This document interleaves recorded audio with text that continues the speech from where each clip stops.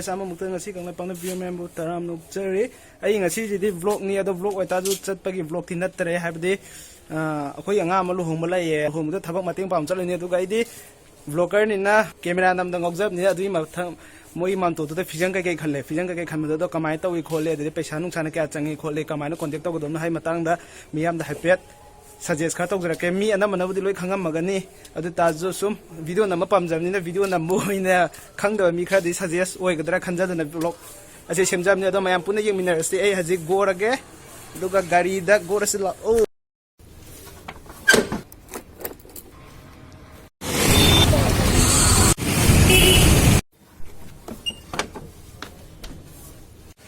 Jay Luhong, Yaw, Koi, the Sumang like Tamina, Tanga like Kakao, Sumang, the Pung, do near do has it Tabakan or a meh? Two Tabak over me and Padarama. See the gas, Narang de Shemanadong, a city compulsory, and Educa, the Macamato no Copanoido, my Amanunga Sanghani as a Karikari Lore, Kaikalo, the day for end, and the Dahodas don't hang a care, Peshanung Kanakamato no Copanoido, Ma'am Makata and Mingavio. As a Manung the grammar condition, the live in the 90% of the lower money and a color. Cardi Mam made the Mamtuche to in a conjunction. Oh, but if a and the Mumbai, the country guys, in view the Tabuksu, Mayama Masuri, other young Kahana Yam Song, Yam Pazana, Netisum, Togda the Vakara, don't Togane. Sina bore from Bum. Sila hayang lay koy bam lay ga adugo som nakandun na bam dong dong dong.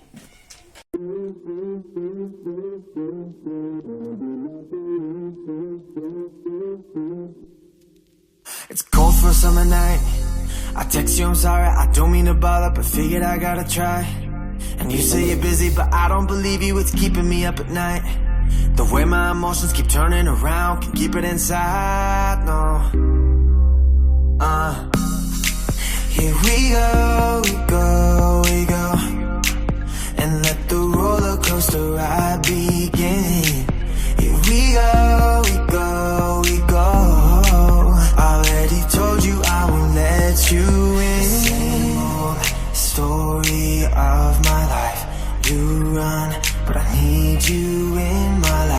I did have a hung with the Aga. I don't hung the idea, Mayam coming on when Nick, my total cotton. Pasai Matanda, nearly. The Dadu Tabakan, the Toredo, have a tongue hung game, Mayam. Kamato no cotton, the community.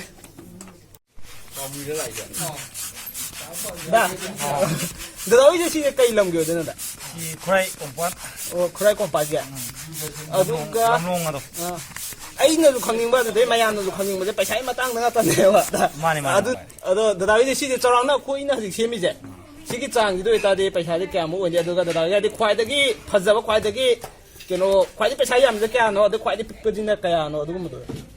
I did Masidi Sport Italy. Coffee together. Sport 15, feeling the 15 Sale, partition, 10 was mine. Other Legumba, the Sumba, Tonga, Yaria Parai, Stargate Yauja, Sino extra Mulatura. She's no to Alemanto, my own Kizang and 25,000. Oh, the machine to labor. No machine, the home with the Gina, Mangan Chaco Tambo. Oh, had it that I have I to the never. Oh, one time needed.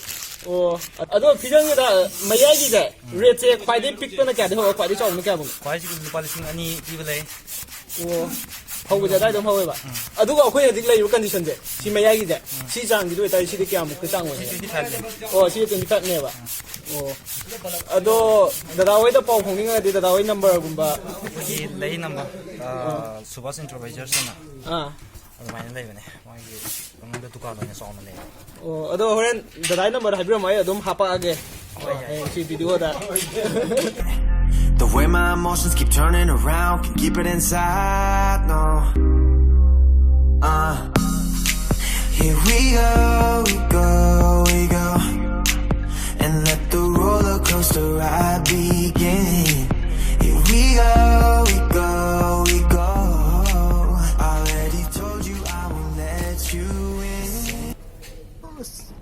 guys aduga comment box ai gari je kai gari no hangak pa ma yawe ado ai gari je kem natte Activa ni Activa da kwai lira model hairage kwai han thokpa model lo ne hadi ni ji thongnei ba gari FZR15 Activa mem thongnei je ai gari no kwai de ahan ne adu da mukte de ai am chok thokte have de kwai de ahan no gari em ne ji thokdara chathare je mayam respect to bam thu ai gari je de chahi han mana do mayam respect to dra do na ai gari je mayam respect to bi patle na mirai bi no atai kem nate ai gari je Activa ni Activa 2002 gi model ne do ai je modi to khar pam jaba hadi mina to je to pam da mina to do top top ma tong anam to pam je do ai gari je modi to gi ne rang nung ka pa mamang gi body ke loi modi to gi ne do mayam gari da haipitang yeng ji gosla o Take a hand, now I'm fine. 'Cause I wanna be loved by you,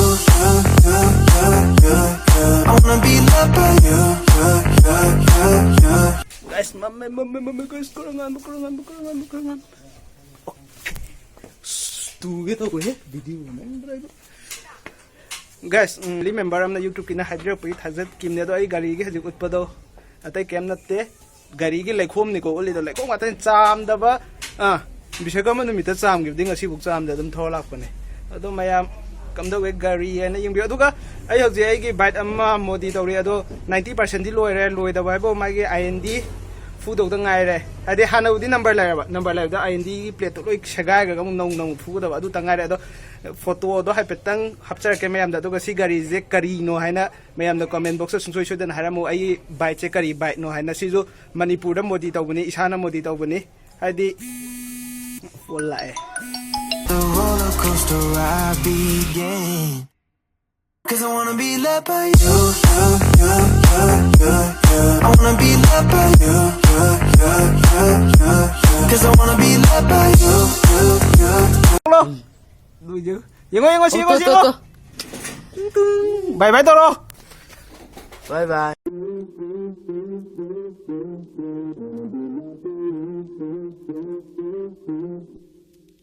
It's cold for a summer night.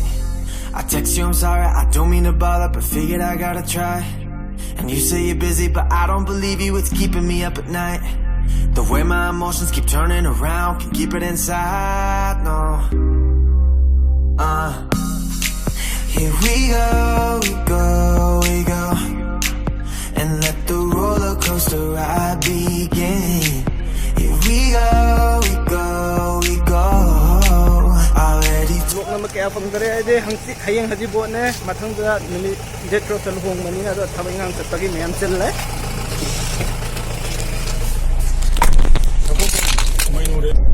yin ko mo ta ga gam di taw khang de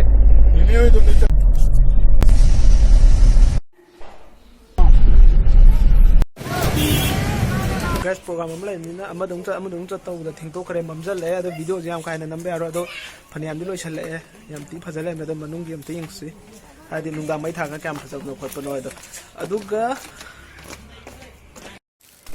manu pa phajare am te le wi taw ni bora mu lai chat le guys aji manung gi loi re ado ung changam maga mu mak ta te kai dunna bora mu lai chat lo ba adai ne ado manunggi phajab lake aduga moina haiba da na haiba si numit nini noma da dum loi banga me ado yam ra numit ni taw huni changi ado ta do order tawninga gaddi khara ngalinga tawna phai hadi thabu khudi mangan na taw phaidana adoi mathak tu Manipur ji loi an order phattan nina ban khuta ka tawsala gaddi nungai ro aduna phadi phajare maning de yeng mudan ado mayam mamang lom do ula age kyam phajam no yeng asi gors la oh